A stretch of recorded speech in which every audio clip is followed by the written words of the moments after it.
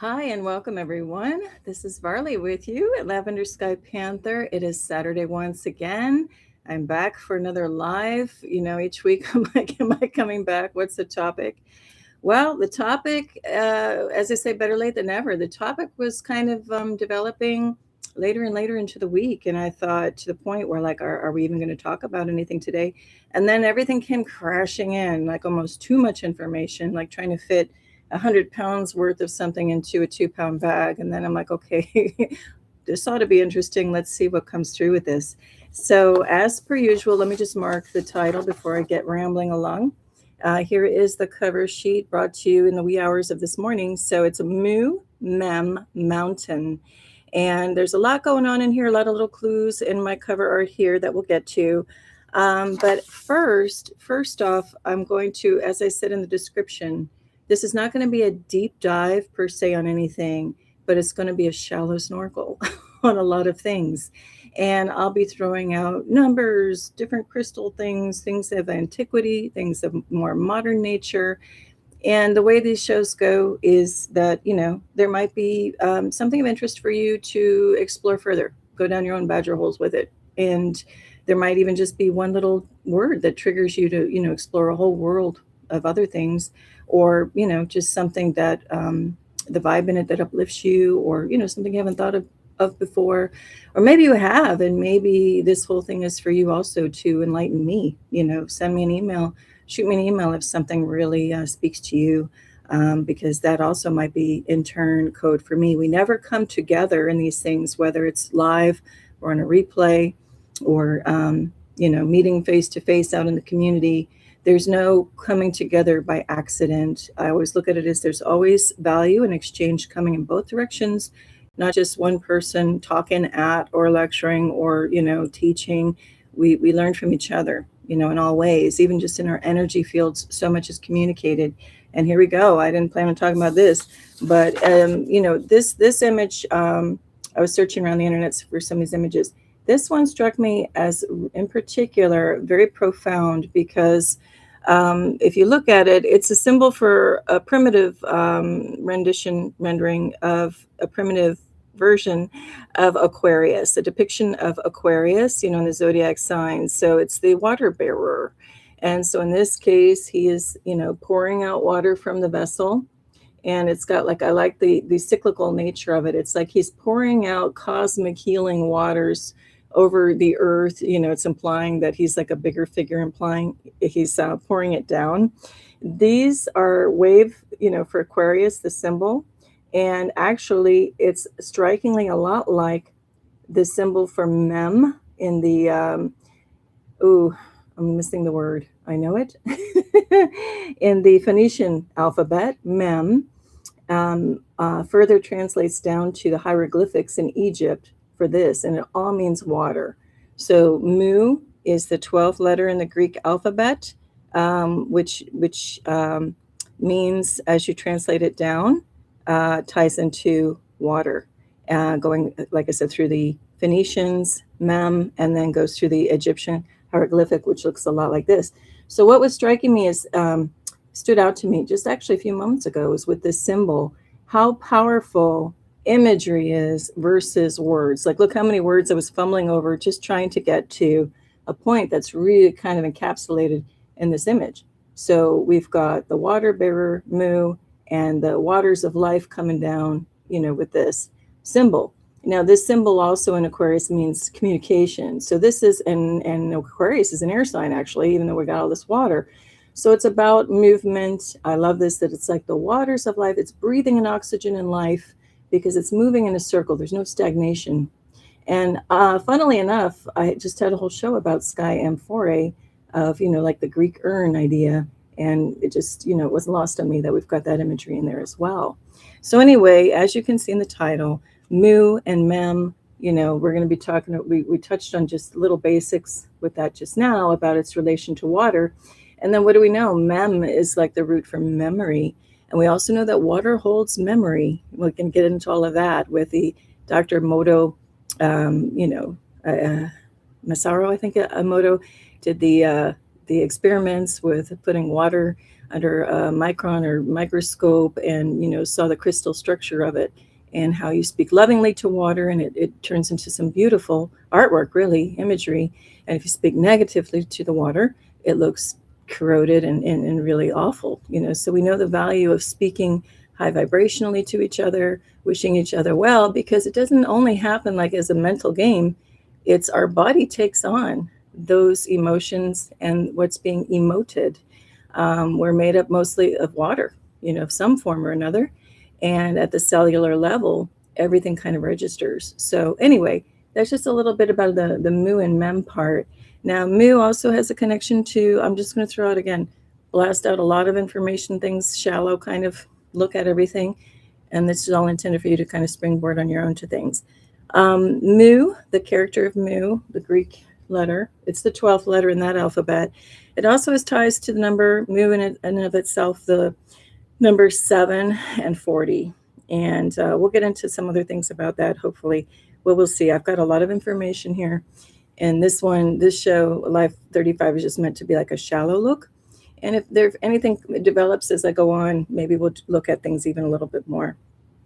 Now, I'm doing a word play, of course, and my title is always, because we got Mu as the Greek character, but also we're talking about Mu, the land, the lands of Mu, I'll say, shown to be a fringe theory, or they call it pseudoscience, that it ever existed.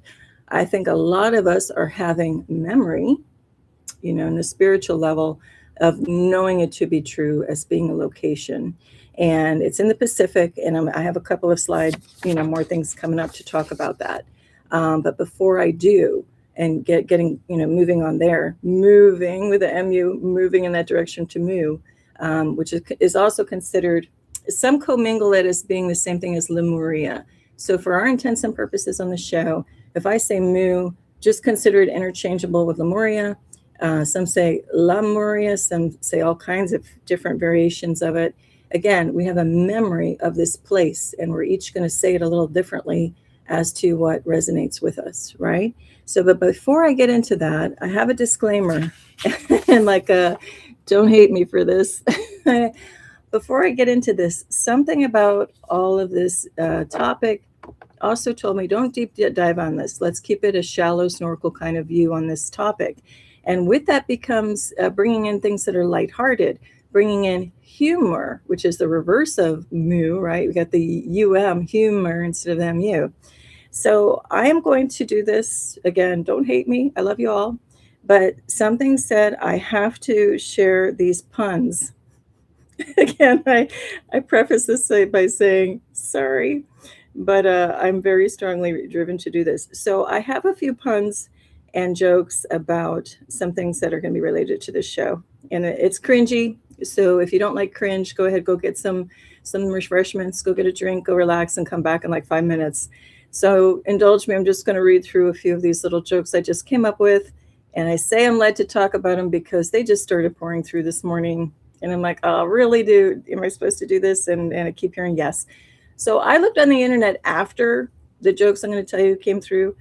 And I was just like, oh, let me look up puns and jokes on Atlantis and Lemuria. Now, I don't mean any true offense. These are real events that happen as far as in my understanding with Atlantis having a demise and Lemuria. So this is not meant to be really disrespectful, but it is meant to be lighthearted, because even those peoples of those lands would like us to raise our vibration. Okay. Oh, hey, thanks, Illuminated Perfume. Thanks for joining. Hey, welcome. Good to see you. Thanks for being here. And she says, love puns. Okay, so maybe you won't mind so much. So I first want to start off with a joke, and I'm not known for telling good jokes or, remembering jokes, but let me start off with one. So in this, and it's also, I don't have a warm-up act, so it's my way of warming up for this show too. I don't know if any of you have done lives. It's not necessarily as easy as it looks. Oh, and hey, welcome, Rita. Thanks. She says, hi, everyone. Okay, so my first joke is going to be related. See this lyre, the ancient kind of harp, all right? I think most of us know lyre. It's also constellation in Vega, Lyra, right? I mean, it's a constellation Lyra, and Vega is the brightest star in it from what I remember. Now, that's the musical instrument of the ancient day, the lyre, okay?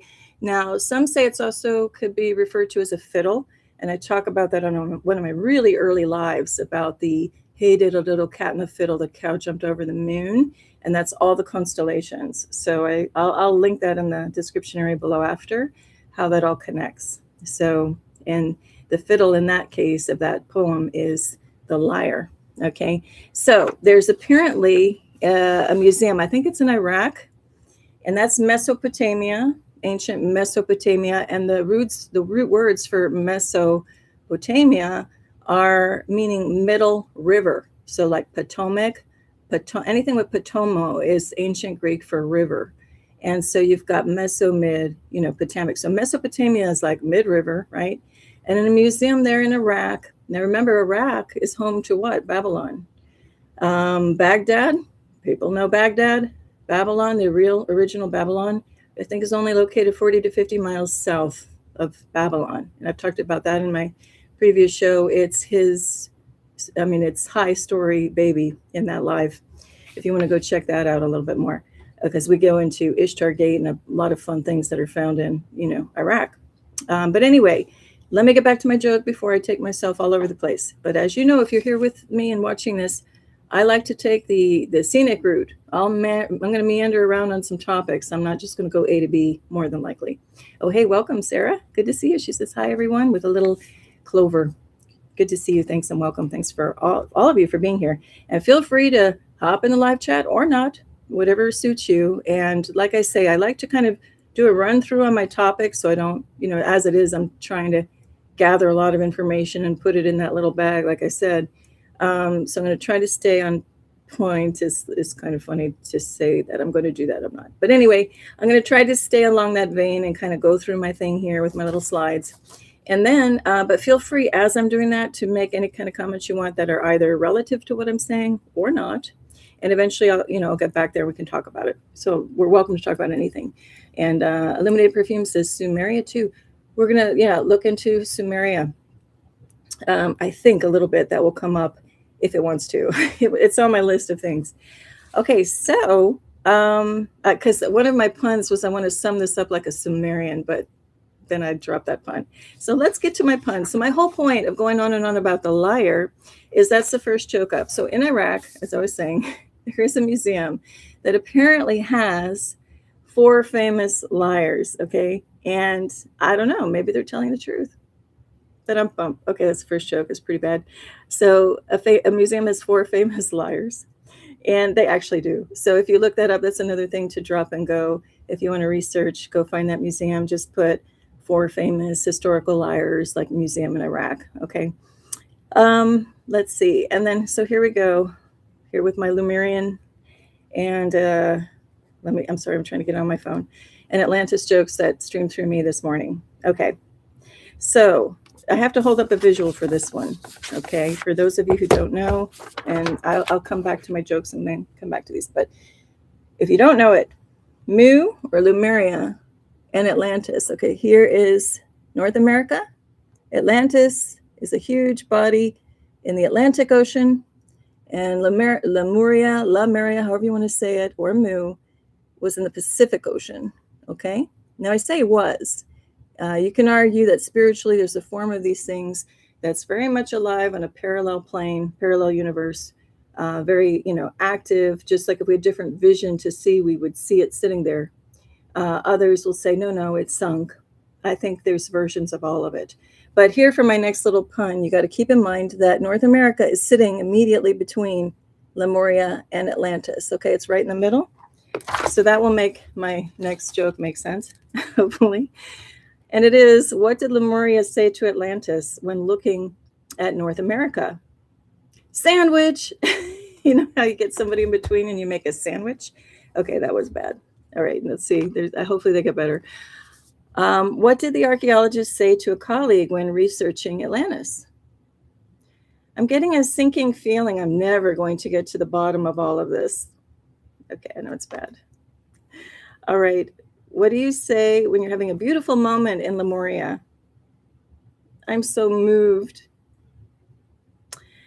when you're in Lemuria and all seems to be making perfect sense, you just have to say everything is crystal clear.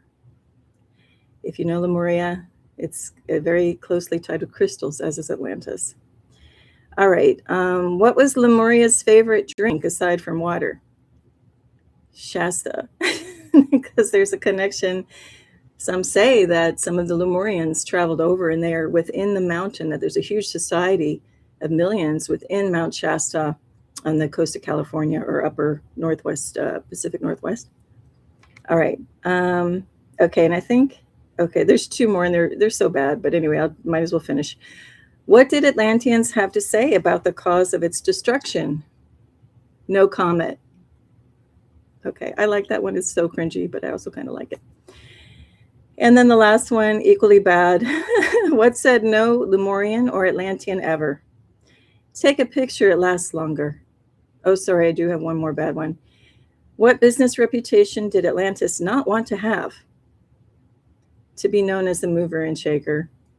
Okay, that's it, because I'm not going to torture myself either, along with you, with any more of those. But anyway, again, total respect. Shout out for Atlantis and Lemuria. Even they would want us to be lighthearted at this time, so that's why I did these cringy, bad pun jokes. Okay, so anyway, we got that out of the way, which is good. Now I'll get to a more, maybe more serious and spiritual quote. Thank you, Sarah. You're very kind. Got 3 hearts. Thank you. Okay. Now I'll start with a little more serious phrase. I don't remember who coined this phrase. Maybe you all know. But it is that to remind us, you know, you're not a drop in the ocean. You're not just a drop in the ocean and consequential. You are the whole ocean in a drop. Now, I should know who coined that, who penned that. Maybe one of you know that. But that's just something to be mindful of as I talk about this whole Mu topic and Atlantis and whatever else wants to come through. So let me go back to the cover and then I'll go through the slides a bit. Okay, so on this cover, as I started generating it, see how this is a map in the background. We've got Mu, and up here is the Atlantic Ocean. And the whole cast to this originally was blues. I had like ocean blues and, you know, very aquatic feel because we've got our Aquarius guy here, the water bearer. It just seemed like I was going all blue. But then as I was doing the graphics, something said, no, let's see what happens when we make it all fiery and warm. And it kind of surprised me. You know, I have a little token of the blue alluding to going into the depths with everything sinking. But it was very profound that happened because really I was going all in on the blue and then suddenly it flipped to this kind of fiery energy, which makes sense. We've got globally all the volcanoes are waking up and very active. It's like no more sleepy time in the depths of the ocean. It's time for everything to rise. We hear of actual new islands forming and rising up now, pushing upward. And it's really a reflection of what's going on now in our, you know, bigger collective consciousness. We've hit the snooze button. We've been asleep for a while, but now it's time to wake up to the possibilities of moving the world into a higher vibration, one that is seek a more loving way that is kind to everyone, loving and kind amongst human beings, animals, you know, Mother Nature, all of it, right? It's the idea of, you know, even this wheel, you know, it's the idea of reaching for the sun. You know, as all of creation, even plants, trees, bend and reach for the sun. You know, look at any buildings that you've got trees in the shade or shadow, and they will bend and arc so that they can grasp a bit of that sun. And that's us too now. You know, we want to reach for the sun. And so anyway, I think that's why all that fire energy came through. Now, just as a little aside on this graphic, the lyre is set in a wheel, and around the wheel is the 9 muses. So I was looking, and that'll segue us into our next slide. I was looking at, you know, etymology of Mu, of Lemuria, of memory, of mountain, of all kinds of things. And so when we see Mu, you know, we might be inclined to think of, hang on, get my little pointer. You know, we think of like music, museum, and all of that root is for the muses, the 9 muses, the Greek, you know, mythology. I'll just kind of hold it up there. Okay. So we've got all kinds of things, comedy, music. I can't actually read it all from here, but anyway, dance, tragedy, heroic poems, songs, all kinds of things, right? So those are the allegories or the, representations of the nine muses. And I'm just doing a drop and go on this for you all to look into that more if that's anything that piques your interest. Because I don't want to spend so much time on those Greek figures, but rather move into some other directions. So, but then looking at Mu, I was kind of typing in some search engines, which really led me a lot into some musical directions. So in one case, I just typed in the search engine. It was coming to me just to look up Mu, music, ETs, Mount Shasta. And I'll tell you why. Now that brought up a duo, an electronic duo that plays house music. And then I think they're located in California, the Pacific Northwest. They're called, I'll give them a little shout out because it seems like they have a nice vibe on their music. It is LC and Moon. And they popped up when I put in that search. Now, the reason why I put that search in was because all week, different songs were coming up. That doesn't usually happen to inform what the topic would be for the show. So the first song, as you can see probably on my post section, I got jumping down a whole thing of posting Sade, the musician, a lot of her music from her 2002 tour, because I have the DVD. I even forgot I had it. But all at the beginning of the week, I kept hearing Kiss of Life. And there was the cosmic kiss, they called it, alignment of Jupiter being really close to Venus. And so her song was coming up in my mind at the time that was happening. And as you probably know, I said on the previous show, I love the lyrics in the song Kiss of Life because she talks about, look, the sky is full of love. And she said, look at the sky, it's the color of love. And it's just so beautiful to acknowledge, the sky that way. And especially when we're looking at quote unquote disclosure and more people seeing different things in the sky they can't explain. It's just a reminder, sky is full of love. And then the more I started looking at that singer, the more I just was getting a vibe that the Lemurian vibe coming through. So she's very chill, relaxed, high vibrational. She sings with joy. In her later tour, I think in 2011, as an older performer, she seemed to be very genuine and humbly, thanking everybody in the audience, saying, yeah, without you, this is kind of pointless to do what we do. So we hear a lot of like negative things happening in Hollywood and with performers and that and whatnot.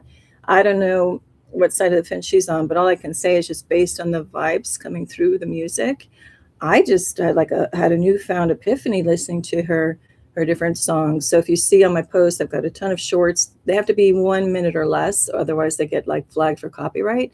So that's why they're only little snippets.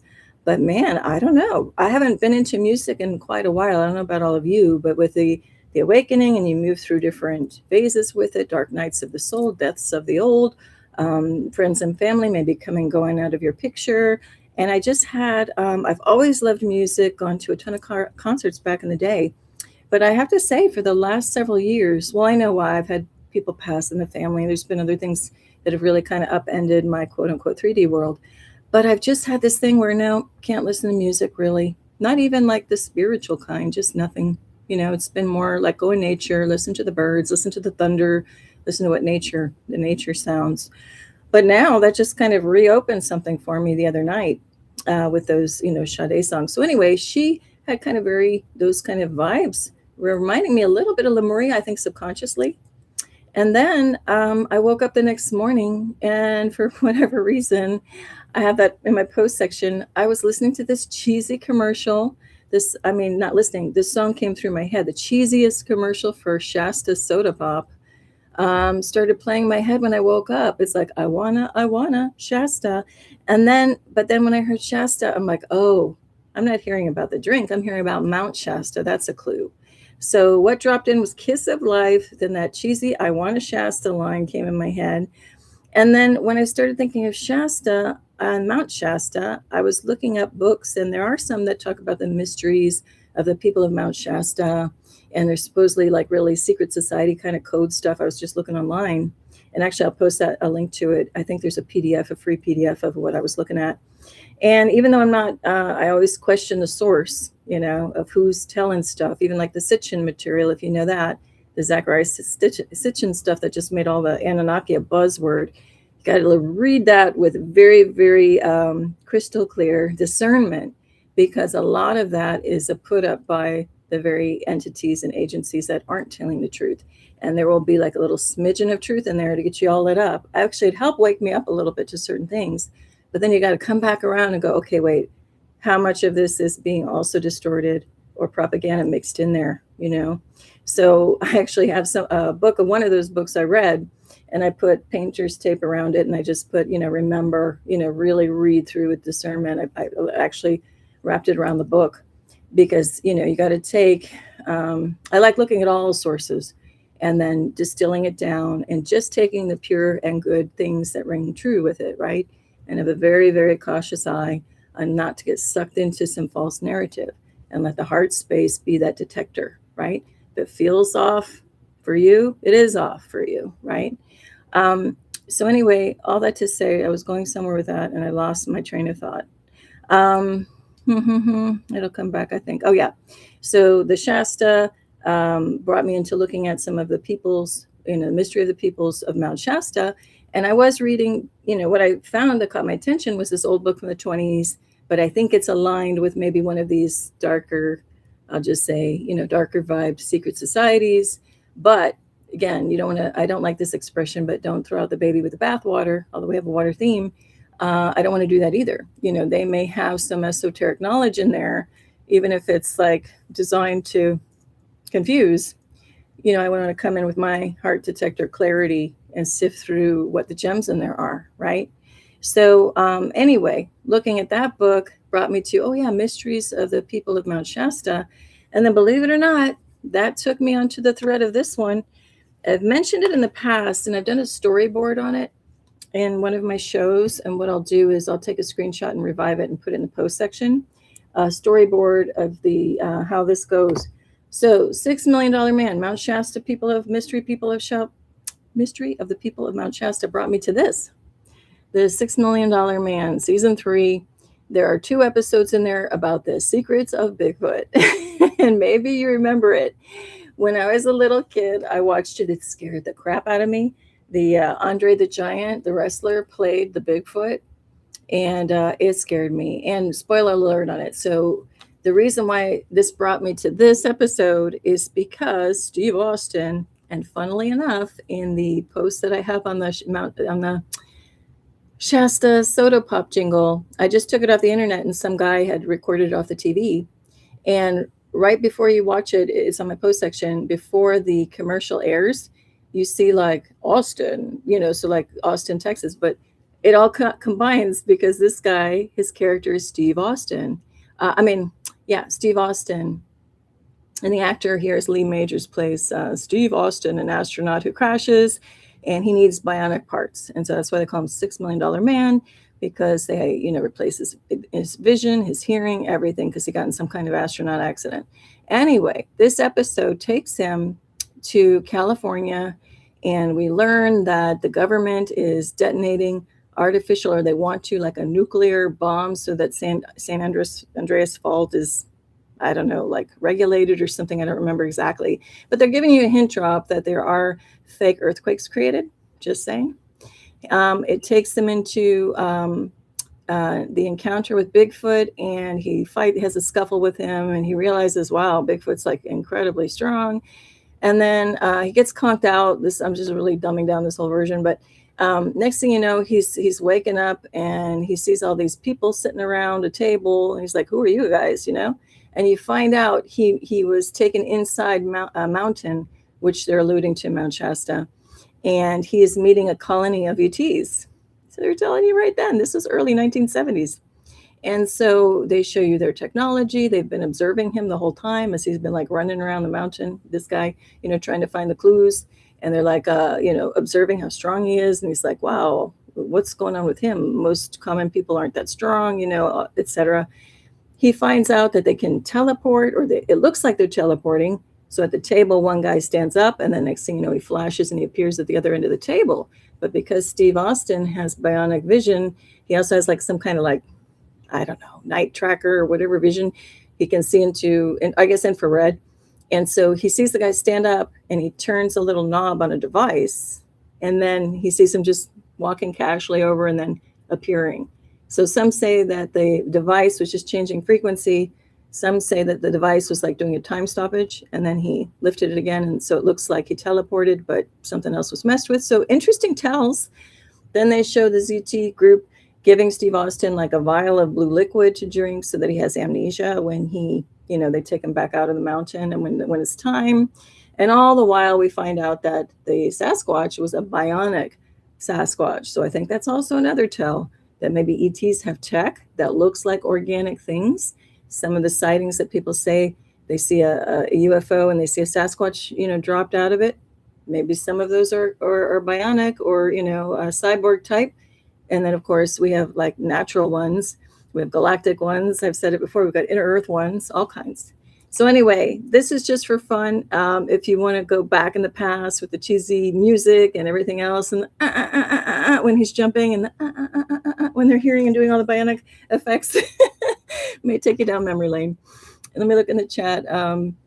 Let's see. Rita said, if music be the food of love, if music be the food of love, play on Shakespeare. Oh, that's beautiful. I like that. And SKR says, I remember those. So sorry, I don't know which point you're talking about it. But anyway, let's continue. So that's just for fun. So the music, the songs kept coming in. The Kiss of Life, I Want a Shasta, leading me to the Bigfoot thing, leading me to the people inside of Mount Shasta. And keep in mind, I think it's called Kalamuth, the forests and things at the foothills of Mount Shasta. People report a ton of Bigfoot and Sasquatch sightings, for real. And I've already said on this channel, I've had a real experience, so I know they're real for sure. And when it's not believing in Bigfoot. It's like I believe in a tree, it's real. It just is what is. Let's see. So let me see where I want to take us from here. Well, I guess, what, we will go through. So, okay, I know I keep interrupting and redirecting myself. So the music kind of kicked it off, these songs, the lyrics and everything were bringing me in this direction. And it makes sense, though, because when you think of Moo, I also found there's some recording artist, musician, did a really nice version of chanting, of a nice, very, a moving chant that I put in the background of video footage that I reposted of a scene in New Zealand. So on my shorts, it's a scene of Paradise. It's called Paradise in New Zealand. And that was one of the most beautiful places I've been on this earth. And it had a really, amazing energy to it. And as I was just trying to find the right music to pair with that scene, we just randomly, found the clip that I play along with it, because you just type in, I think I just put in like ancient songs of Moo or something. And this person's track came up. So that's the idea, though, too, of chants and the idea of song as memory. We talk about the Mem part of the show. Mem is in water, but it's also in song, and that's vibration. As we get back to the wavy symbol of the water bear Aquarius is also not only water, but vibration, sound, communication through the airwaves. The medium can be of water or of air, right? And then that also brought me to another song just before the show was the 80s band from Scotland, I believe, the UK, certainly, Big Country. The song In a Big Country. And he says, dreams stay with you like a lover's voice, fires the mountainside, stay alive. And looking at it, it's the idea of, that song was very much about literally stay alive, don't give up hope, even though you're going through something really, bad. But it's the idea of the voices and echoes that reverberate, again, the sound and the vibration through the mountains can be very haunting, very beautiful. You can even think of it as, even if it's not the song or the vocal of somebody, it's also the wind, makes its own sound and plays through mountains. And so song, takes us right back, right? I bet any of you, even if you don't like music, even if you're annoyed by some songs, I bet you still remember that song. If you think back, I have a fun little challenge. What's the first song you actually remember coming to this earth as a baby on up? What's the first song? Think about it if you haven't before. When I think back, I thought it was I'm doing it right now. I was going to say it was the ice cream truck that would drive through our neighborhood. I remember that little jingle clearly, because he would come along every day and it was like that, and he would come through and all the kids would run up to the truck. And I remember that was a very profound, kind of Pavlov dog thing was happening, because anytime you heard that, you're thinking of the ice cream and you come running out of the house. Well, I thought that was my first musical memory. But really, it goes back to being in the crib and looking at, if any of you had the little mobiles that would like spin around and play music. I remember that too. Or if you had like a little busy box on the side of the crib, or maybe you had like a little chime ball, sound so important as we're exploring as little children, right? All of our sensory things we're lighting up when we first get here. It's like we can't get enough of all of these things. So anyway, that's just another fun little maybe thing to think about. What was the first song you really remember as you came here, as a little being into a human body? So sound is very powerful. And of course, sound, when I get back to this, I didn't finish my thought on this one. Sorry about that. Or pardon me. I was getting to that so much can be captured in just a picture that can't be caught in words. And the same thing is in musical notes or song. And that's why in history, what we have the troubadours, or the people that would sing ballads, it's because that's the way they remembered the history, and they would just sing about it because it was tied into the brain process of memory. And the reason why I brought up of what's the first song you ever remember, I was just reading again, just doing kind of a quick cursory research on this. That's why I keep saying it's a shallow snorkel on this, not a deep dive. But something that lit up for me was some of the stuff I was reading. They were talking about the hippocampus located like somewhere in the back of the brain, as storing the memory of music and song, so that if you do move into a dementia situation, that type of thing, or Alzheimer's, where you start to become forgetful, supposedly one of the last things that you retain that stays with you is the part in the hippocampus that remembers the music. And I just think that's actually a beautiful thing in what seems to be a sorrowful situation. And it reminds me of the phrase, don't die with the music inside. And I brought that up. That came up strongly for me on another show, a live show. And it didn't mean that, I think I'm dying or anything. It just means that we have so many ways to express, and it doesn't have to be through song. But it also reminds me to break through any inhibitions or fears that have been kind of imposed on us. Like, if you can't sing, whatever the latest, hit entertainer is, then you shouldn't just sing unless you just really shine with it. No, we all shine. We each carry a specific tone in our vocal cords. And, I say sing loud and proud. I remember back as being little in church days and people being afraid to sing, and they're just kind of mouthing it as they're singing the hymns. And I was little, I was just like, why aren't they singing? I couldn't, because I couldn't really like read at the time, read the hymnal or whatever as a little one. But I remember thinking, wow, what an opportunity missed. Even then, like, they're scared because they think they sing off key. They're embarrassed. They're not harmonizing with everybody else. Throw that out the freaking window. Now is the time to just, if you love singing and you don't sing it, don't care if there's a key, a pitch, whatever, right? And if you still just can't do that, then sing in the shower. If you literally don't have the vocals to sing, hum, or make some kind of verberation, right? Or, sway, move the body, anything to do with kind of trying to connect into that. Or close your eyes, listen to another singer you love, and just imagine that their voice is your voice, right? And Rita says, Three Little Birds, Bob Marley. I was about 2 years old. Oh, thanks for letting me know. Wow, that's a great one to be a first song. Yeah. What is that? The sun is shining. I forget how it goes. Something is sweet. That's a beautiful, beautiful song. Oh, that's a lucky song to have as the first one. Yeah, I think looking back at it, my mobile. Now I can't remember. Now I can't remember what my mobile played. It probably was. You know what? It was Twinkle Twinkle Little Star. How funny, right? And at that time, some of the first visuals I remember were my swing set in the backyard the parents had for the family.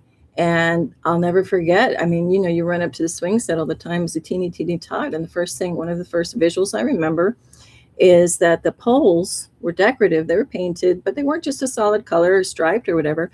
They were this metallic royal blue, like sky, midnight sky blue at night.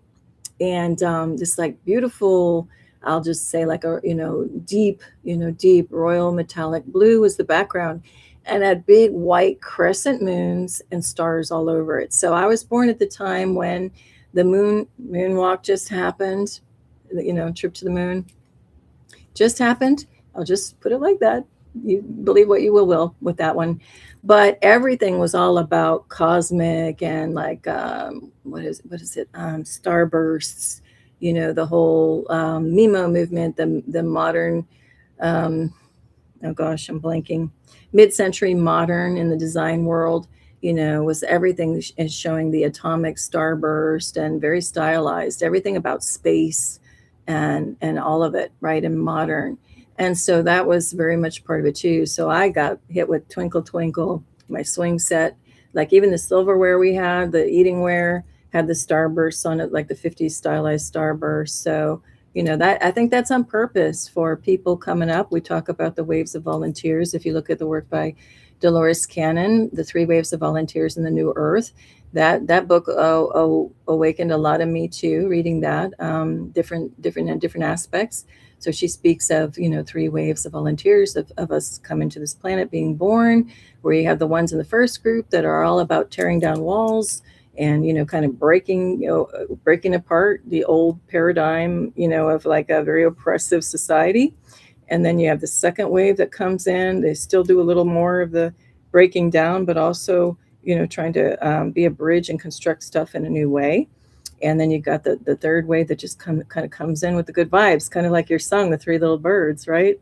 Actually, I'm going to look up the lyric because now it's kind of bothering me. I hear it in my head, but again, it's a live show and I'm like working with a lot of stuff. So it's kind of hard to get to it. It's like when you're trying to hum a song, but you're listening to a completely different song, right? So let me just put this in real quick because I think it's worthwhile. And thank you for making that comment, Rita, because it is a powerful song. Let's see, what is it? Three Little Birds, right? And as I'm doing this, I hope you guys are all having a great right now and weekend. And let's see. Here we go. Oh, right. Every little thing's going to be all right. So yeah, don't worry about it. Don't worry about a thing because every little thing going to be all right. And that is the vibe of it. Rise up this morning, smiled with the rising sun. Three little birds pitched by my doorstep, singing sweet songs of melodies pure and true, saying, "This is my message to you. Ooh, ooh. Don't worry about a thing, because every little thing gonna be all right." Wow, I could almost end the show on that. Thanks, Rita. Because that is the high vibrational thing. Oh, and Rita says her mom would sing it to her. Very lucky, man, to have a mom like that. Awesome. All right, now let's go through. I have a couple more slides. I'm not going to belabor anything too much on the show, and I am going to, like I said, this is just a little shallow snorkel on it. And then I will end with some drawing of some cards.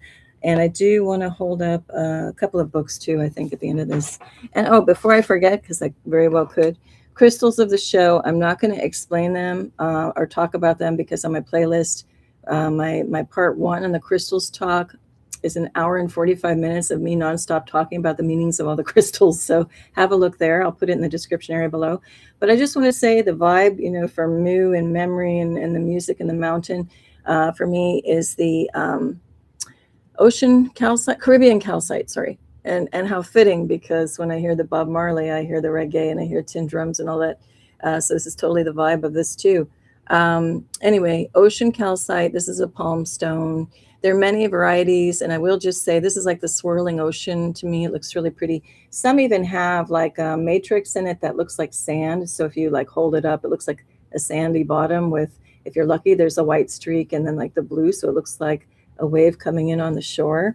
So that's definitely had to come up for the water memory and all of that vibes, Atlantis and Lemuria. And of course, I'm going to bring these back. I've had them on other shows, but I can't get enough of these. This is Orca agate.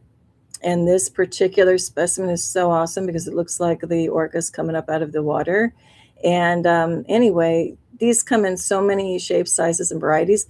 This happens to be like a true black. There are other varieties that you'll see. It's, I think, a Chalcedony classification where it's not as black. Okay, so that's the black. And this is also Orca agate, but more muted, more gray. And again, this is like a freeform flame design. And then this is just, freeform.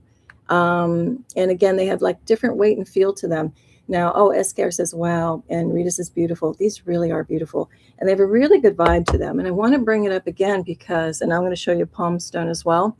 These apparently are only, and again, when they say they're only found here or there, I kind of put up my little discerning heart space detector flag saying they can't only be there. Maybe they are, but I would tend to believe maybe there's somewhere else we just haven't discovered yet, or they're just sitting there in a different vibration, a different parallel overlay of Earth. And then when we get the eyes to see, it'll be like, oh, they're everywhere. I don't know.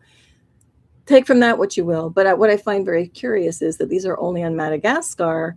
And what do we have? A nice little neat little bridge coincidence, serendipitous connection, that Madagascar is also supposed to be the place known for lemurs, right? And we're talking Lemuria. So I love when these things like intersect. Okay, so let me, before I forget, show you the palm stone. And again, these particular ones, I like to see them in person, even at like a local gem and mineral show. But sometimes you don't always have that luxury. So these actually just came from online. And whenever I get any crystals from online, of course, it'd be nice to go in person, but haven't made it to Madagascar. But when looking online, just make sure if you're not used to getting crystals online, you really read the descriptions and look at the sizes, because sometimes it'll look really big as day in the picture. And then if you didn't read the measurements, you could get this tiny little thing coming in the mail. So just make sure you look at that part of it, okay? But anyway, this is one of my favorite stones, is the orca agate. And then, oh, and I don't know, I was just feeling this one, these next three, for whatever reason. This is zoisite, and I talked about in the previous show. It's found in also, I think, only in Tanzania and Zanzibar. So it's a pretty green, and sometimes it's ruby and zoisite, which has like the raspberries and pinks in there. And then I just want to show a chip, just a representational chip, I guess. I'll put up two things. I always show this one. This is one of my favorite crystals I wear around my neck. This is quartz, but also Lemurian quartz. It has these, I don't know if I can make it come out, striations, which in Lemurian quartz, sorry guys, I'm trying to get the right angle. I can maybe post another picture. It's not showing up so well. There's horizontal striations in it. Actually, it's in my show that I just referenced, that crystal show part 1. I get a better view of it. But it has striations in it, and those are called like the record keepers, just like you would, have a flash drive or something, and there's a way for stuff to record in there in the circuitry. The Earth's memories and things can be, are stored on these crystals. And this is just a chip of some quartz. I think it's girasol, actually. It's a little more foggy. But anyway, the light ones, even like selenite, are all high vibrational. I thought I had some here to show too, but I don't. And then the last one I'm just going to hold up, is for you to do research on your own too, or look at my crystal show where I talk about it. Is I have a little piece of amethyst, but it's chevron amethyst. You see how it's got the, sorry, trying to do the little, V, the notch in it. It's called chevron amethyst. So it's a little bit different than just regular amethyst, okay? And again, as I say with any of these stones I hold up, just because somebody says, oh, it does this or this or this, each one is its own little, like human, like specimen, capable of doing different things, not just by the book ever, okay? Might do by the book, like I said, like if you're used to hearing that rose quartz is a heart healer, okay, maybe not with that particular specimen. Maybe it's not resonant with the person you're trying to heal or yourself. Then it could be very much that, oh, hey, I think this orca agates, give me great vibes for that. So just go with your intuition on it, right? Okay, that's enough about the crystals. And let me get back to these things on my deck, my slide deck here. Okay, so anyway, I told you that my musical journey was taking me into Mount Shasta and all of that. And the reason why that was important was in that weird secret society book I was talking about the people of Shasta. What was interesting is it was saying that the people of Mu or Lemuria went over and went into the mountain Shasta, after the disaster, maybe concurrently. But they brought up a good point as per what I was just scanning really quick on that book involving the mysterious people of Mount Shasta, is that I just saw like a one-liner where it's like, and don't you think it's odd how the mighty, magnificent sequoia trees and the redwoods grow just along that coastline, California, and in and around Mount Shasta. And so they were drawing the parallel that that's like a remnant of Lemuria. And I'm going to show now a map of, I'm going to have to jump across a couple slides to do it. But the territory of Mu or Lemuria, hang on. Okay. So I showed you the sandwich. So Atlantis and Mu and North America. And now here in the Pacific Ocean, sorry, I can't reach so well. If you look over here, we have Mu, and we have Australia's here, New Zealand's down here, Asia is over here, America here, North America here. So they're showing that Mu pretty much took up all of the Pacific, and they're showing Easter Island as being one edge of it, and then, going all into Micronesia and all of that. And so big territory. I would argue that it also dips down and captures New Zealand or Zealandia, all of that, because I did travel to there. And I will say that the vibe, I think I already did on the show, was very much of Mu Lemuria.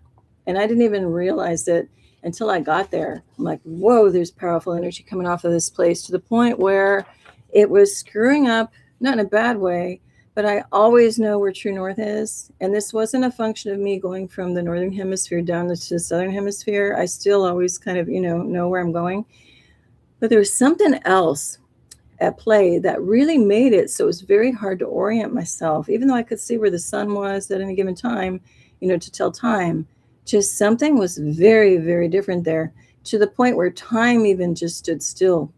So I said this on an earlier show. I was there for a couple weeks, but time stood still where each week felt like 2 weeks each. It was the hardest thing to explain. I've never experienced time working that way ever anywhere else in my life. And so there's that. And maybe if you live there, I don't know, it's business as usual and you don't experience that way, or maybe you do. But I had a very profound, kind of paradigm shift within myself to encounter space and time in that way. And, in New Zealand. So that's why I'm saying, to me, hands up, I vote that was part of the original Lemuria or Mu, because there's a very powerful energy moving through those lands. And I was in the North Island and the South Island, and I felt it in both. More so in the South, of course, you're getting closer down toward direction of Antarctica and all that. But wow, incredible. Okay, now let me show you another little map, because that'll lead us into something else here on my other slide. So I mentioned Micronesia and where Mu is located.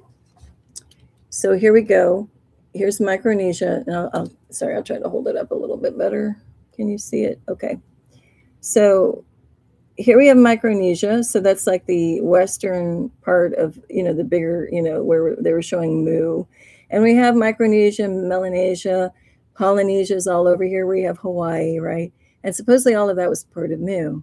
Now, right here in Micronesia, which keep in mind isn't all that far from the Mariana Trench above in Guam.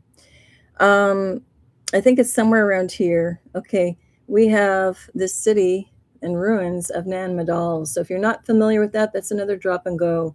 Nan Madol, this is a little bit of a computer reconstruction of it. Here's a plan of it. But there were like at least 100 islets of massive megalithic construction like this on 100 separate little islets. And all of these heavy, I think basaltic, quarried, stones. They're quarried out of here, which reminds me of the Northern Ireland giant steps area that I've talked about in a previous show. All of these are like on 100 different islets built on coral, which is all like a very unstable environment. And this has an origin story. I was going to look it up, but I'm going to just leave this very generic now. Origin story, what, of two sorcerer brothers. And look how many origin stories start with twins or two brothers like Rome, Romulus, and Remus. And so that's something that I'm going to drop and go. You might want to look into this whole area. Now, as we're looking at that, and again, I'm bringing it up because that would have been part of Mu or Lemuria. I do have a book, actually a couple books I've read from here before. This has a lot of interesting like origin stories of different things, just weird little, myths and legends and things about anything from dolphins, shape-shifting dolphin girls to God knows what. A lot of some very bizarre stories in here. I think only one kind of clicked with me. But this is again maybe another stepping stone or springboard. If you want to look into anything, I was opened up to the whole world of Micronesia just recently. I didn't really know about it. Certainly, I knew about Polynesia, but that just came into my awareness recently, especially with that Nan Madol. And then that Nan Madol is also talked about in this book. I haven't really read this book. I don't know that it's going to really click with me. But here's just another one, The Rise and Fall of the World's Oldest Culture, The Lost Civilization of Lemuria. So you might want to look into that. I talked about the number 7 earlier. Big time mother code was coming up for me about the 7 wonders of the ancient world. And of course, we hear about the 7 seas as a phrase, right? Now, the 7 seas, which ones those are, depends on where you're located on the map. If you're where we are, it's going to be a certain number of oceans. And if you're located in the Mediterranean in ancient times, it would have been other seas. So there's a whole thing about that. And I have it somewhere in my phone as screenshots, but I have like hundreds of screenshots to look up for this show, and I don't have time right now. But if I'm, dropped and went with anything and you want me to continue my thought on something, especially if I cut my own self off, just feel free to let me know in the chat or comments or shoot me an email. Okay, here it was just my reminder representation of a whale. Some people call them swimming libraries of memory. Also, I wanted to talk about how they communicate in song, right? And thank you, Sarah. Sarah T says 7 sisters. That's right, the constellation, the 7 sisters, and we have the Pleiades, the Big Dipper, the Little Dipper. I should know that. I used to know that. But anyway, yeah. And those 7 sisters include, one of the sisters is named Maya. And there's a lot of interesting things if you start looking into each of the sisters and their names and all of that.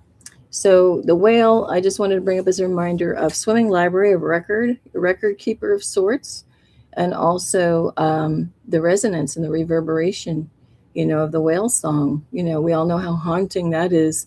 As a fun exercise for fun work, you might want to look around on YouTube Music or other places to listen to different whale song recordings, and then be mindful of which whale.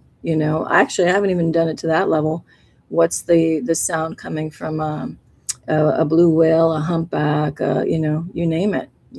I'm sure they have a very different tonal range. And then keep in mind that what is a whale and what is a dolphin, because I brought that up on another show too. Supposedly orcas are a form of dolphin, but to me they're still be a whale. So it's interesting too, right?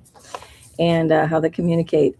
But anyway, once again, there's just so much information encoded in the wavelengths, whether it's the medium of air or water, and with our vocals. Okay, so we touched on Nan Madol, and then I'll just finish showing you a couple of images, and then I guess, unless anybody wants to talk about anything else, I will close on some cards and wrap it up. There's so much to say about all of this that I'm just scratching the surface. So again, hopefully something in here rings true for you. Oh, I did want to say too that when we think of mu, mu is also a symbol for, I think I said it already, micron. It's the Greek 12th Greek letter in their alphabet. But also look at how many words. This is another fun work. Look how many words have the root of mu, or mu is in there somewhere. So we have murmur, it's a double mu, or even just the sound. I talked about it on another show where, why do babies, when they're playing around with their vocals and first getting to know their voices and their little bodies, it's usually the sound and right? There's something to it. It's also in the and home, right? Even though that's not the mu, it's that sound, moo, right? Okay, let me just finish showing some graphics and then we'll move along. So then something curious came up when I was starting to go down pull my little threads on all of this, and it was this image. And this image came up talking about the destruction of Lemuria, which I found very curious because on a previous show, I pulled and gave credit, where I pulled the source information from. We have Roger over there at Mud Fossil University, and his theory of Typhon, the Greek Titan Typhon, battling Ares, who turned himself into a fish. And he shows these petrified and recorded in the landscape. So he goes from the Google Earth view looking down, and over Morocco, which coincidentally is playing soccer today against Brazil, I think as we speak, they're probably finishing up the game. But anyway, he shows in Africa, in the continent at the north over Morocco, he shows this huge, what looks like a dragon, defeating the fish. And that was in, I can't remember which show. Was it in, I think it was in Drinking Dragon, if you look at my lives, where I show that. I zoom in and I show that. And then other people on the internet even sketch the outline in the topography when you're looking down from Google Earth over the mountain range and whatever, and show this. And I think Roger over there, he got it right. I mean, I really do think that these creations, we'll say beings, were petrified into the landscape. So anyway, what caught me, sounded interesting, was that this is saying it was at the demise of Lemuria. So Roger also shows a similar dragon, huge, massive dragon over all of the continent of North America. And that also I talk about in the Drinking Dragon show. So I think there is a connection to this and the different lands. So that's just another badger hole to go down.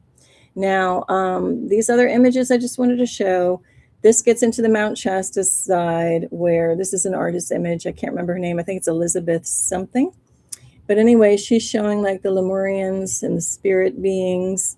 She's showing Mount Shasta in the background and all the crystals, within the mountain. Just a really beautiful image, high vibrational image. And then here, this is just the kind of mountain part of the title of the show, Mem Mountain. Here's a guy sitting alongside. They said he's near Mauna Kea in Hawaii, but I'm not sure if that's the location. But here we see a cloud, and over here too, this is above Mount Shasta, where they look a lot like a UFO. Now, tell me that's not a flying saucer, okay? In either one of those cases, the shape is so pure, to me, so obvious. But scientific community will call it a lenticular cloud. Now, I have issues with that, because they say, oh, yes, it's common for these to form in the altitude above mountains and whatnot. Well, I've seen something very similar in the skies of Miami, where it's hot and humid, and nowhere has these atmospheric conditions formed. And I have evidence in my, my earlier videos that is cloak and craft. So I think anytime somebody says lenticular cloud, just think cloak and craft. I mean, and there's so many examples of this, this kind of phenomenon happening all over, not only Mauna Kea, what was the other one? There's another one nearby, Kilauea. You can see it if you watch time lapses of, just the observation camera shooting out over, off the mountain. You see the clouds. You can see what's cloak and craft or not flying through. Same thing if you look at footage at Tabletop Mountain. I think it's in South Africa. You just see some blatant, very clear examples. Like, come on, do I have to be hit over the head to be told that's a craft? It's cloak and craft. Oh, and welcome, Lake Superior Skywatcher, Nature Lover. Thanks, she just made it. Thanks. You were kind enough to say I might not make it. Depends. I really appreciate you being here, and all happiness to you and your family, and for everybody out there too. Okay, so that's just it for showing, what I just had on my little slides. There's little like nuggets of things to maybe pursue on your own. And then I think what I'll do is just go ahead, unless anyone has anything they want to chime in on. Oh, you know what? I am going to look at that, because that's like no excuse for me not to know the Seven Sisters. I used to be able to name them like that. But now I got too much in my head, and I can't do it. So thank you, Sarah, for bringing that up. I'm going to look up the Seven Sisters and read what they are, because you brought up that beautiful, powerful number 7, which kept coming up all week for me too, connected with Lemuria and Mu and music. And for whatever reason, the number 7 wonders of the world and all of that, like you're saying now, the Seven Sisters, it came up strong this week. So maybe the number 7 or 40 or 12 means something to you connected in with Mu. Okay, and the, let's see, this is telling me something I don't even want to know. Okay, hang on one second. And let's see if they'll name them. Because now I can't remember if they were the daughters of Atlas, the Seven Sisters. Let's see. Okay. They're saying it's from the Seven Sisters refers to the Pleiades, also known as Messier 45 or M45. So now we have another number, 45 or 9. The famous compact cluster of young, hot blue stars located and the Taurus, the bull constellation. Ah, okay. So I had that wrong. Now remember, in the Taurus, the bull constellation, we have the eye of the bull, Aldebaran star. Okay, that's where we get like the phrase bullseye from. And now the seven sisters were supposedly in ancient Greek mythology the daughters of the Titan Atlas. He was the one who held up the sky, and the sea nymph, Pleione. So now we've got a beautiful connection. Again, thanks again, Sarah, for bringing that up, because now we have a beautiful tie-in of me hearing the song talking about the sky is full of love. We got the sky imagery, and for whatever reason, Mu coming in with the water energy. So the names of the seven sister stars are, and I may pronounce these wrong, but go with me on it: Alcyone, Asterope, or Sterope. Let's see: Seleno, Electra, Maya, Merope, and Taygeta. So that's just that. And let's see. And then this is just per basic search, internet search. It says, fun fact, while it is called the Seven Sisters, most people can only see 6 stars with the naked eye. In mythology, the seventh missing sister is often referred to as the Lost Pleiad.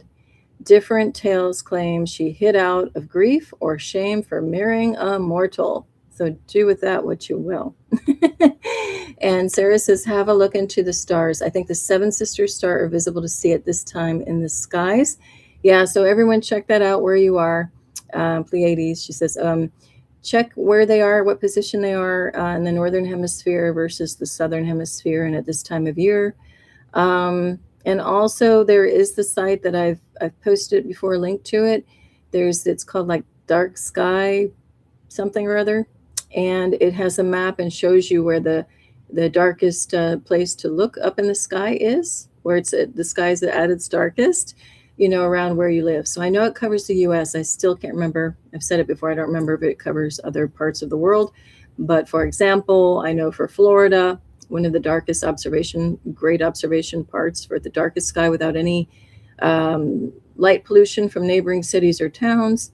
In southern Florida, it is somewhere out near the Big Cypress Preserve or National Park, down there. And I have gone there once, and it was so dark. I mean, I could see the Milky Way. I was astonished that anywhere in Florida, because there's so much light pollution, it doesn't take very much light to make it hard to see stuff. So anyway, but I'll post that in the description area below, that link to find your dark sites, your dark sky observation sites. Okay. Yeah, there's so much to dive into, even just with the Pleiades alone, obviously. And its connection to the Native Americans. I think the Hopi, they were the ones, I think, most referred to as the star people were coming from the Pleiades, if I'm not mistaken, with my little history on that. Okay. So anyway, I think that's it for now. So again, anything else, guys, feel free to throw it in the chat. Otherwise, I will go ahead and do pull some Oracle and some cards. Oracle and tarot cards. Just a simple kind of one card per deck read. If it's not your thing, feel free to jump off. And if it is, let's all see what messages come out together. I have 5 decks. I guess I'll put them in the description area below. But it's going to be the Hidden Worlds, because that's got more of the star and Lemurian aspect to it. It's going to be the Magical Mermaids and Dolphins, the Atlantis Tarot Arcana, Major Arcana only on that deck. And we will do the mermaid deck. And then I have one that's interesting. We'll do a little bonus card from the last deck. And it is called, what is this thing called? I have to look every time. I don't know why I can never remember it. It is the Enchanted Art Oracle cards, because those have a lot of kind of mermaid imageries in them too, and nice little messages. So here we're going to start off with the Hidden Worlds. It's a really nice deck, very magical and mystical. Very Lemurian vibed and Atlantis vibe. So let's see, and they're big cards if you like cards. And let's just see what wants to. I just do the hop out method, and then sometimes I also just have a visual if nothing hops out. Sometimes just something says take the top or the bottom or the middle. So let's just see, what do we all need to hear today? Based on a nice little talk here. Again, I'm wishing everybody beautiful vibes for this weekend and for this right now. Okay, so we got the card 21, that's also number 3, Homeward Traveler, completion, reunion, return. Ooh, what a beautiful card. And I think I'm going to read from the book because this has really beautiful messages in the book. And look at that. We talked about this a lot in my last live about disclosure. So, about Bigfoot and other beings that are able to turn into a light body and turn into an actual orb.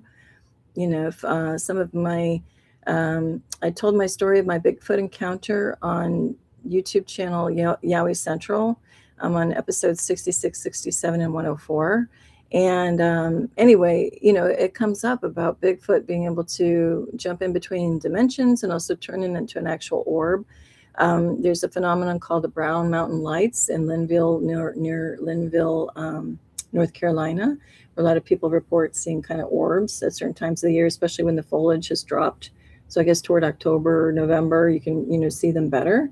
And they, a lot of people are trying to guess what that is, and they could actually be, spirit beings. We're talking orbs that are bigger. It's not just a firefly type of thing. But lots of phenomena all over the world. A lot of people report seeing orbs. And I love the message here, homeward traveler.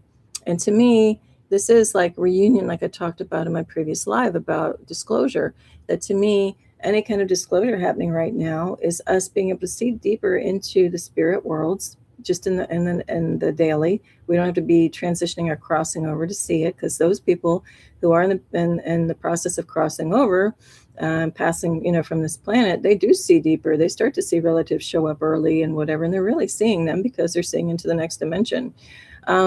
So we're going to be able to do that in the here and now. We're starting to upgrade, if you will, where we're going to get the vision to see deeper without having to quote unquote pass or transition. And ultimately, when we come back into our gifts that we remember, again, the Mem part of the show, encoded in our very DNA and cells, or the ability to do some of these things. And, even fly or hover or levitate, without having to go into a lotus pose and really connect in. So, that's fun stuff to look forward to. But I like the homeward, what is this? Again, homeward traveler, because, we all are in the process of traveling home. Now, where is home? We can just say home is within. Home is that God spark that's connected to everything, right? And so just see what home is to you. Like a lot of people, you're probably physically moving. Maybe some of you have a call to go move to a completely different place. Some by choice, some by circumstances that you're like, what? Why am I supposed to move? What's going on? Just trust it. Just trust that bigger picture's got you, and that if you're meant to move, there is the reason on the bigger picture. You don't have to understand it here, right now. It happened to me. I'm like, what am I doing here? But now I'm seeing the value in it, that it doesn't matter where we are on the planet, physically, like locationally speaking, geographically speaking. It's like the heart is wherever you are. The home is where the heart is. Home is where your God spark is, where your spark of life is. So wherever you are, home is. Wherever you are, God is, that kind of thing. And it's like getting used to this concept now, because the 3D had taught us so many different things. Like when I say 3D, the matrix of go 9 to 5, pay all your money to this, give it to anywhere else, even though it should be yours. Do this, do that. And if you don't do that, there's a penalty. No, we're shucking that world away. That's just stupid. How we even bought into it for so long, who knows? But we were like in a mind spell and an amnesia or whatever else. But now we're waking up, suckers, and it's a good thing. And so now I see that even in my daily chores, like quote unquote, not chores, but like errands, like, if there's a typical thing, ooh, got to go to the dentist, or, oh, I got to go pick this up at a home building supply store. Sometimes I've been like stymied and blocked. Like, I go pick up one thing and it's missing like 2 screws. I'm like, really? I go back, get the 2 screws, and then something else is wrong. And I'm like, one simple task that should have taken easy, just like a couple hours to finish. Here I find myself over months even, like something just isn't lining up to let me do it. I don't know if that's happening to you. I've talked to a lot of people, whether they're in spiritual community or not lately. They're all saying the same thing. What the heck is going on? I used to have like a laundry list or a honey-do list of like 20 things. I could knock it out in a day, no problem, even with a full job or whatever out there in the, 3D world. And now it's like, God help me, literally, if I can even just do one stupid thing that should take not even an hour, and here it's drawing out for weeks. So a lot of people are saying the same thing. And I think I was really mad about it at first, but now I'm like, nope, it's teaching to just let go with the flow, back to our water theme, if those wave symbols, sorry, I'm trying to look for my sheet, the little symbol for water, over here, water or airflow. It's like just float. Don't swim. Don't go against the stream. Don't even go with the stream. Just float. Let's see where it takes you. And that's very much the energy I find myself in, because no matter how hard I try to push something through, it ain't going to go through if the divine says, nope, you're supposed to just chill, be on an inner tube going down the river, not on a powerboat. Just, it's going to take a little longer. Be okay with it. And I've been put to the test way past my comfort zone on some of this stuff, to the point of cursing, crying, being frustrated. And then I have to take it in those moments like, why can't I just get this simple thing done? And then I go outside, earth, and I'll just say, no, it's happening for me, not to me, all is well. I don't get the bigger picture, but okay, guess I'm not supposed to get this thing done. Instead of, getting super frustrated. Anyway, all that to say too, coming back to this is, from my last show, I was talking about the disclosure and everything. It's coming in slow drip for us who have eyes to see. It's nothing meant to be scary. And it's kind of like a reunion with our family and friends, because I don't care if you call it an ET, an elephant, a zebra, a gorilla, a porcupine, a person. Inside of us is this spark. That's it. That's the true us, right? So we're all going to come together and it's going to be okay. This is some of that card. Home, where's home? Is it in the stars? Like Sarah brought up the Seven Sisters. Do you feel like your home really was like you came down from a star? Do you feel like you've had past lives and it was like, the infamous everybody's Cleopatra or Mark Antony in Egypt, or Rome? Or, do you feel like this is your first rodeo here? Not everybody has past lives here. Some you've come in brand spanking new, and you've come directly from source. So there's so many possibilities of where's home where we last came from in this little divine spark. But there's also home is where we are, and home is where we're going. So supposedly, when we transition, you can choose anywhere you want to go. You can come back. You can go off to another planet. You can go be a star. Feel what that feels like, right? You could be a tree. Let's see. Let me read. SKR has something, a suggestion. Have you ever thought of looking to old actor that looks like a newer actor? Example, Rod Taylor, 1959 was Robin Williams. Oh, Jill Gerard, 1959 versus Lee Majors. Maybe same soul, different form, or cloning? Yeah, that's a good question. You know what? Jill Gerard came across my mind. I don't know why the other day. And now that you mentioned him and Lee Majors, very interesting. I haven't looked into that closely, but I do know everything that you said there is possible. So I know that cloning is absolutely possible. That's a real thing. Actually, funny you bring that up, because even with the whole, I don't like to mention his full name, but the director who just did Disclosure Day, the SS initials, I have my reasons for not wanting to mention him. I don't like the dark energy of that director. But anyway, the one that they're parading around is him right now, let me just say. On all the interviews, to me, that's not his original signature. That's not the original SS director. The one, like I said, the one who also did Jaws and E.T., Close Encounters of the Third Kind, and all the Jurassic stuff. That guy, there's an aura and a signature coming off of him. That's not the original one from back in the day. I'm just going to say that's my, hit on it, my, intuitive heart space discernment on it.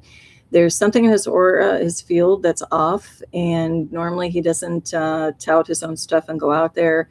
He also did one of the Masonic or Secret Society negative group hand signals in the interview blatantly. So I think he's like a clone being kind of paraded around, or double, however it's done, just to kind of bring disclosure of a different kind, I think. And I'm so glad you brought this up, SKR, because it's bringing me to another point I did want to bring up.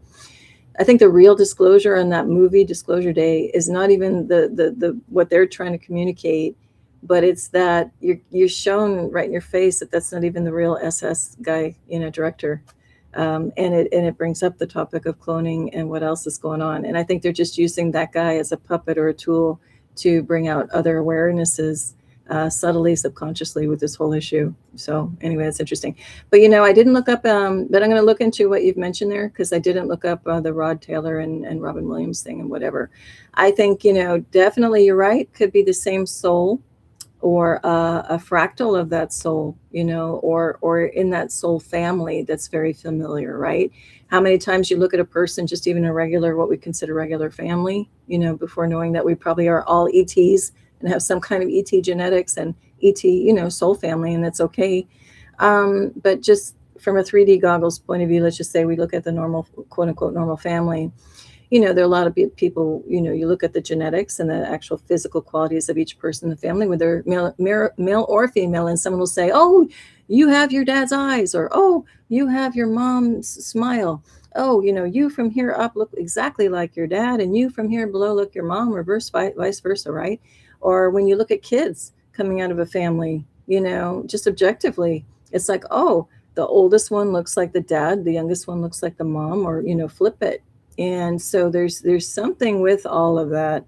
And, and especially when we talk about transitioning into that next dimension, nobody dies. I've sat with many who have transitioned on and seen miraculous things, absolute concrete proof to know that we just continue to live on.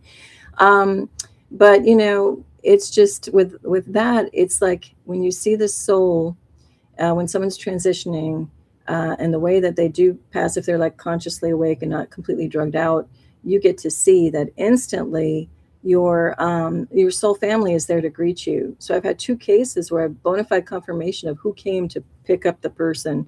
And in both cases, they happen to be a family member, but I have confirmation that they also saw friends. Now, friends might be people that they actually knew on this earth plane, but also could be, and I'm trying to come back around to your point, soul family. So you may have not recognized them in this incarnation, like, oh, that was my uncle or that was my grandmother.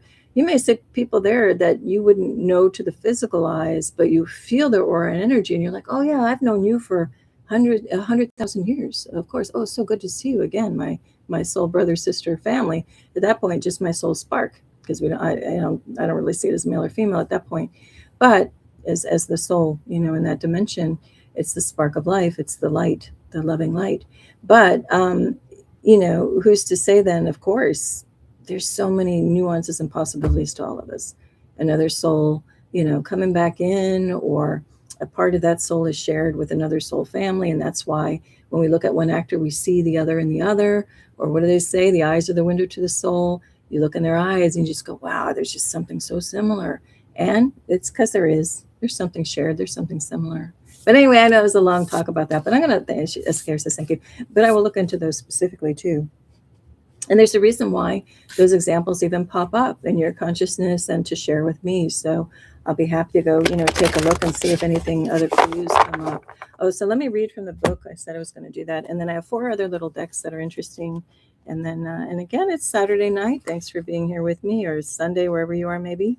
It's good to share some time together here and have a little fun. And again, like I said, a light snorkel on all of this, not a deep dive today. Let's keep it lighthearted. And let me just look in this book if you're wondering. This is the book from the deck that I was just reading. It's black and white illustration, but they have some very nice things. Well, you know what? After looking at all of this, I'm just going to read their little illumination, their little summary at the bottom. And it says, I am finding my way to where I am meant to be. Home is within me. So it's just what we were talking about. So that's a really good message for right now. Now, let's go with the Magical Mermaids and Dolphins deck. And it's this one. And this one has very happy energy. I don't think there's one card in here that you would say has any non-happy, blissful vibe to it. So let's just see. Hopefully we just get one card out. If a few drop, it's okay. But let's see it came out immediately. Wow. That was fast, even for when I do this. Oh boy. Okay. I just said oh boy because it seems sad and dark, but it's a good one. Self-forgiveness. Let go of old guilt and remember that you're God's perfect child. And that's a really good message. Now, see, she's really kind of focusing on combing her hair. She seems to be having a quiet, private moment. Maybe she's even crying. It feels like it. And she's inside a cave. But if she would just turn around, and like we talked about, even the trees reach for the sun. They bend, they arc, they do whatever they got to do to get that sunlight. If she would just turn around and face the sun, things would already start to look up. She's looking down. But there is a time to go deep within and self-reflection. That's a part of life. It's like the good and the bad, the balance of it.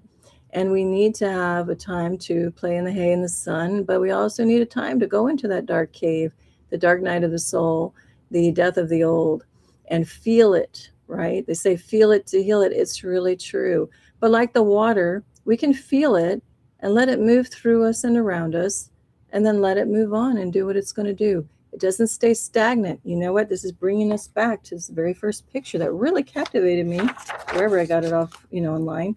And look at, I'm pulling up this like kind of crayon-like thing for fun, energy, but coincidentally. But anyway, it's again, this is backwards for me. What captivated me was this flow, the water in this picture. He's not just dumping it out, this cosmic healing water, and saying, good luck with all that, water, take it away where you will. It's moving around with an extra kind of magic to make sure that is always in motion and never goes stagnant, right? So that's with our emotions. Let them come through. If you quote unquote lost a loved one, which they really just transition, they're having the time of their lives. They're energetically going dooch, dooch, dooch, having a good time. On the other side, I'm here to tell you, 100%, no mistake there. But even if, somebody has passed and you're sad, yes, feel it, but then let it move through you, and then, and move on, because anytime anything is stagnant, it will become trapped. We'll get trapped into our cellular memory and form as a disease or sickness, and we don't need that, right? But definitely there's a time to go into our feels. And for me, when you're ready, it's even cathartic to play a song that's going to make you cry. Music came in big for me this week, obviously. Music, memory, mountain. We get into playing some music.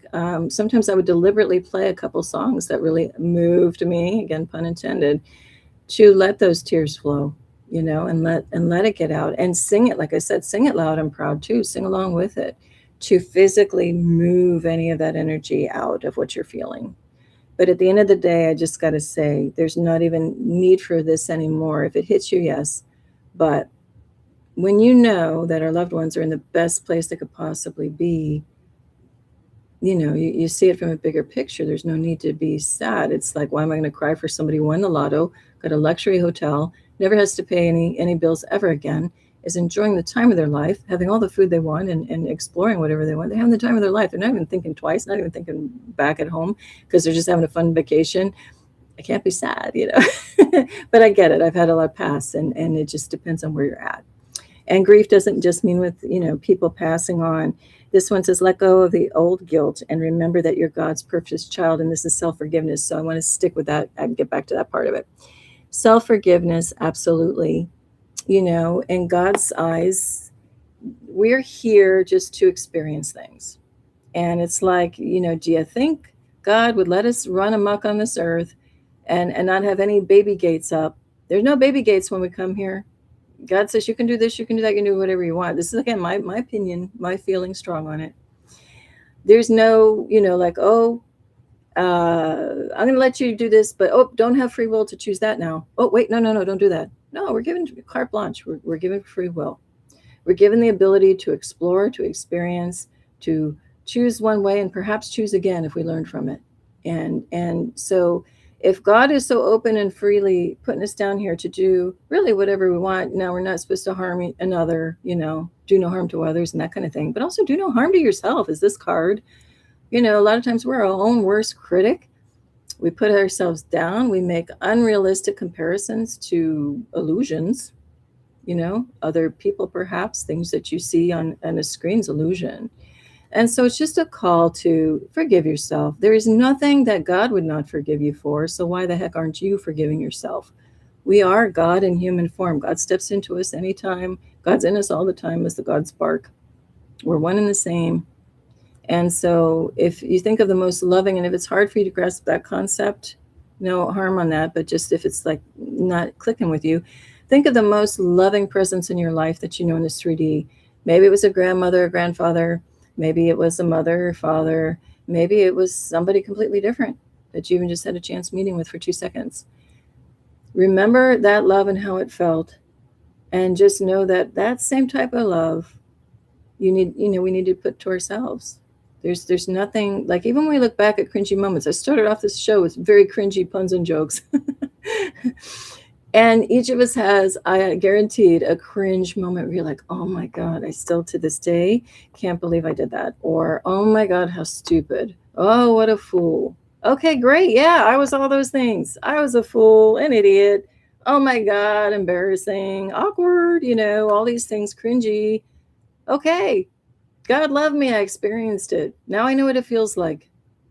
If I left this planet without any of those things, I'd go back and talk to other friends. They say, hey, how was it? How did cringe feel like? I'd be like, well, I don't know. I didn't experience it. Now we can go back and say, oh, I can tell you all about that one. Right? So just look at them as all as experience. Forgive yourself. And especially, you can do it in an instant. And if you feel bad about something, still let that SHIT go. Like the hot air balloon with the baskets and the sandbags, weighing it down, cut them off, release it, walk away. You don't need that baggage with you anymore. It's pointless. When you transition, and, like I said, I've been in bedside with people. A lot of the stuff that has come up is just spontaneously talking with the person, and it's them releasing all things that they may have perceived in a way that has trapped anger or shame or whatever. And when you can talk with that person and just say, look, God loves you, release it, they get it when they're about to transition. And so they do. And they become so much lighter. And then you realize, oh my God, I hung on to this for 80 years, this feeling. When we really can get into a space of total self-love and knowing that there's something greater that has us and loves us like that too, and that this is just an experience. Okay, so I accidentally did that, or I did that and didn't know better, or I did do it knowing better, and now I know that was not so great. This is just learning and experiences. And again, at the end of the day, if the goal is to do no harm to others and choose again, that's it. So there's really nothing that you cannot self-forgive or forgive of others. Now, there's a timing to things. You can forgive somebody. It doesn't mean you have to be in the same room with them. That's another thing too. Just make sure you are protected in the most basic sense, right? And Rita says, we are spiritual beings having a human experience. LOL. Right on. That's it. Okay, so let me move on. 3 more decks, and I'll wrap it up. And as I say this to you, I'm saying it to myself too, right? Because we can know this, but that doesn't mean that in the wee hours of the night, or we wake up groggy, like some weird thought comes in. That's not our own, by the way. Probably something else coming in trying to bring us down and try to dim our light a little bit. And so the quicker we can go, nope, not falling for that. I know I have loving intent. Even if I didn't then, I do now. And I'm going to choose as of right here and right now. I send out love, forgive myself, forgive others, and all is well. And there's nothing in the spiritual divine sense that can be forgiven or moved on from. Because when you look from the bigger picture, everything is totally different than when you're looking at it from playing on this little game board of life, right? And Sarah says, thank you, Varleigh. And Sarah says, healing and beautiful message. Thank you. Okay, so now this is the Atlantis deck. I don't have the cover right now. It's only the major arcana. So if you know tarot decks are usually like 78 cards. So this is just the major arcana. So like, your big picture cards, if you will. It's not all the little, numbers, all the numbers and stuff. So let's just see what comes through. Also, and then I just have 2 more decks, and then we'll wrap it up, I guess. Okay, that wasn't quite one. Let's just see. And this is a very watery, it says it's Atlantis, so it also is carrying the Lemuria, Mem water themes. Okay, it's giving me a little bit of a hard time. Let me see. One more time. It's such a small deck.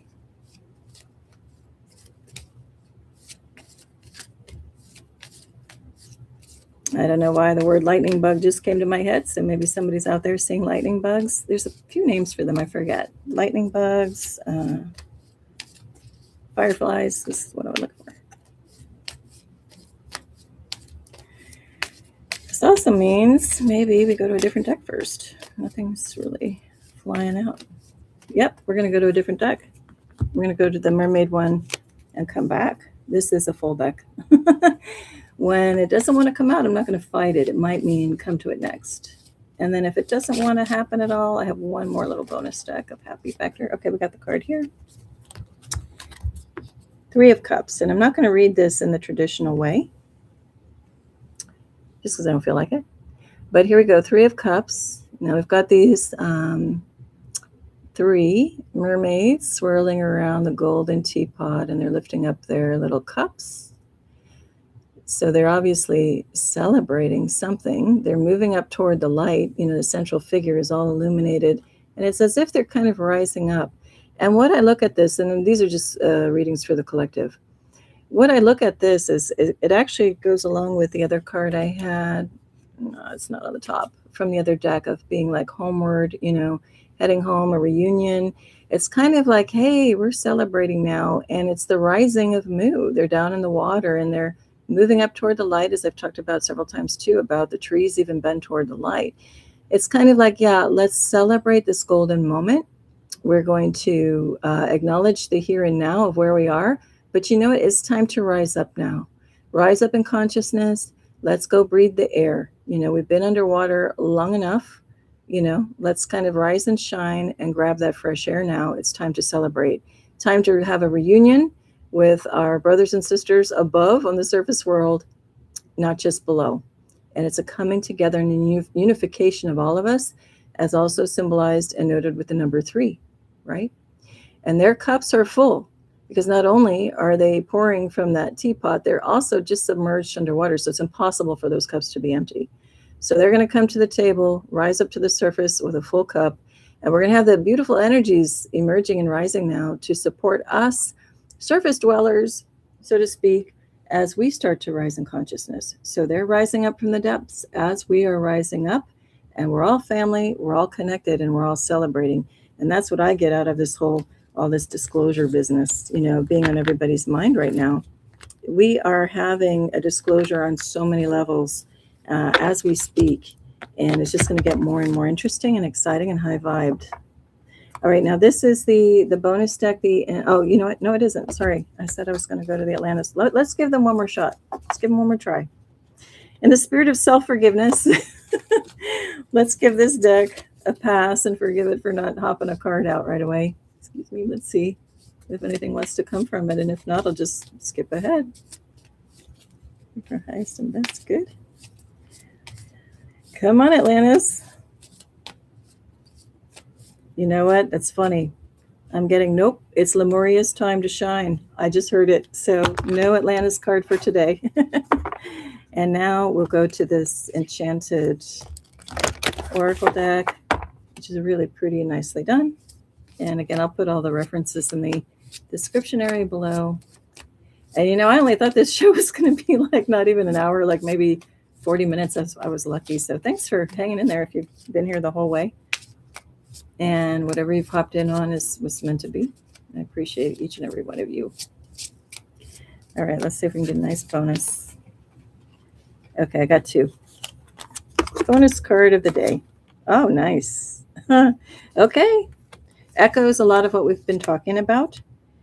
So we have nice mermaid imagery. Spend some time on self-care. And look at, now we have the counterpart to that other card I was showing you where she's kind of down in the shadows combing her hair. Now she is reaching for the light and, you know, an upliftment with her hair. So she has been doing some self-care and it shows, right?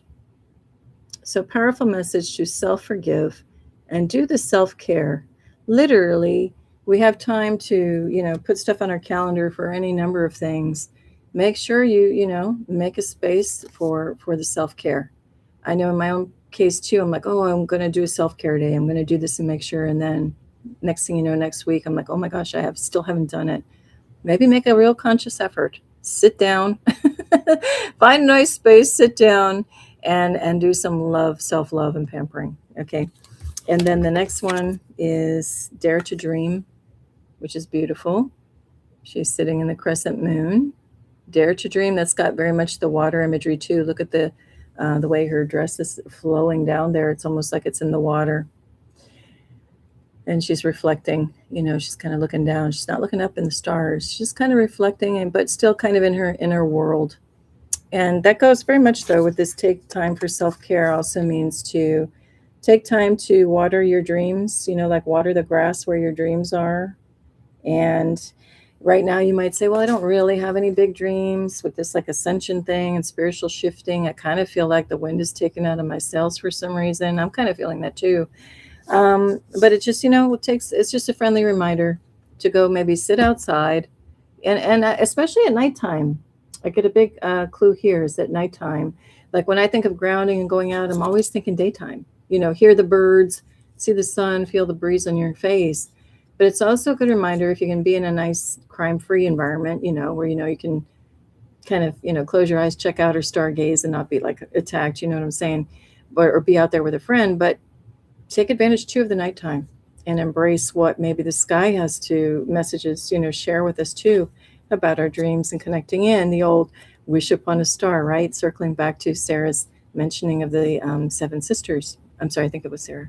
Um, Make a wish upon that star in the sense of, connect into the celestial heavens and just make that maybe little internal, little silent wish, identify it, especially if you've kind of lost focus or not lost focus, but just lost something to dream for. I had a lot of dreams back in the day. And I got to say, recently now, it's just like I'm in the present mode. So I can't really say, like, ooh, I have this dream to do this. I'm more in like gratitude mode, like, hey, thanks for everything right now. And what do we do next? But you still also may have a very, strong drive for a specific dream. And so this is just a reminder to connect in with your nighttime sky. To put it short, a nice summation of that. Okay, well, I think that's it. Rita says, thank you for sharing with us. I hope you and everyone else here has a great week. And I wish the same. Oh, and Sharon says, I will catch up later. Thank you. So, yeah, unless anybody has one more thing to say or a couple things to say, I think I'll just sign off. As always, I never know what each week is the topic's going to be, what it's going to bring, but let's find out together. Okay, well, I don't see anything popping up, so I wish all of you tremendous peace and love out there. And for any soccer fans, I don't know if Morocco and Brazil finished up, but I'll go check that out. And Escar says thank you, and I thank you. I thank each and every one of you. Have a glorious right now and beautiful weekend. Till next time. Bye, guys. Oh, good night, y'all. Good night. Thank you. Bye.